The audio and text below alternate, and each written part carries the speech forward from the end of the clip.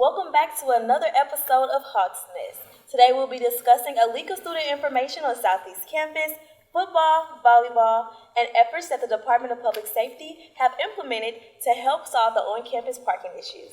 Details up next.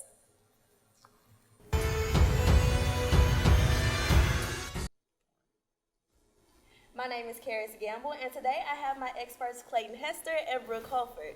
So we're going to get right into it. So Clayton, you have information about the update of FERPA? Sure. Yes, recently there's been kind of a discussion around the College of Humanities and Social Sciences after an email was sent out containing some personal information from both students and faculty. I spoke with Floyd Davenport. He is the Assistant Vice President of Information and Technology on campus. He was also consulted directly after the leak. And we talked about what students need to do at this point in order to secure their information. And it turns out there's not a whole lot that students can do. But he said that fortunately, there's not really much that anybody who gets a hold of the student IDs, that was the main personal information contained in the emails, when somebody gets a hold of that, there's not a whole lot they can do with just that. I guess that's understandable, but it was also a really concerning issue on campus. Right. But he said basically one of the main things is that those ID numbers are generally used along with an ID card. So there's not much students can do in order to secure their accounts, but it's also a lot like if students were to lose their IDs. Those IDs can be replaced, but the numbers themselves are generally never reissued or changed. Okay, well that's good to know. But we're going to switch gears over to football. So let's see what happened. I heard they traveled to Clarksville, Tennessee, so could you tell me more about it? Sure, yes. Football actually took a tough loss this past Saturday after they fought against the Austin Peay Governors. They lost 24-28, but they fought hard. By halftime, the Governors were up 7-3, but after halftime, things got serious. Well, how serious? Well, Southeast quarterback Daniel Santacanarina led the team with 3 touchdowns, and he also went over 4,000 total yards for his 2-year Southeast career. Okay, were there any other players who helped lead the team to victory? Yeah, Karis, there was. So wide receiver Christian Wilkerson was close behind in touchdowns with 2. For the 3rd time this season and for the 9th game in his career, Wilkerson went over 100 receiving yards. Okay, that's really good for him. So the Red Hawks are continuing on to play Jacksonville State on Saturday, October 19th at 3 p.m. So let's go, Red Hawks. We're going to move along to volleyball.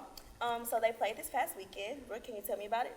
Yeah, so volleyball went 1-1 this past weekend as the Red Hawks defeated the Eastern Illinois Panthers in 3 sets. However, they fell to the Southern Illinois Edwardsville Cougars after a 5-set battle. 5 sets, that really must have been a tough loss for Southeast. I'm sure it was, but the Red Hawks still played really well, like Annie Wareheim and Krista Burns, who led the Red Hawks offensively with 12 kills apiece. Coming close behind in kills was Lainey Malloy with 11, but she was also killing it in the back row with 11 digs. And there was also Claire Oakes, who registered her 30th double-double performance with 44 assists and 16 digs. Okay, and Brooke, can you remind me of the overall record for this season? Yeah, their record now stands at 12-8 overall, with a 4-2 record in the Ohio Valley Conference play, where they are tied for 2nd place. Well, they're not doing too bad. The season is still going on. So Red Hawks volleyball will play 2 games this upcoming weekend. On Friday, October 18th, they'll play against Morehead State at 5 p.m. and on the 19th against Eastern Kentucky at 2 p.m. So let's go out and support our Lady Red Hawks. So parking services have been working hard to try to get rid of all the controversy regarding the campus parking. Brooke, can you tell me more about it? Yeah, Karis. So DPS is in the middle of evaluating parking on campus. Over the past week, there have been 3 open forums hosted by the transportation consulting firm KA Associates, so students and faculty could voice their concerns on parking procedures. There was also an electronic survey sent out in case you couldn't attend an open forum. Well, that is something. It's good that they're getting on the problem. Well, that's all we have for you today. Thank you for watching us on Hawks Nest. I'd like to thank my guests, Clayton and Brooke, for joining me today. Be sure to follow the Southeast Air on all social media platforms and download our free app. Have a good day, Southeast.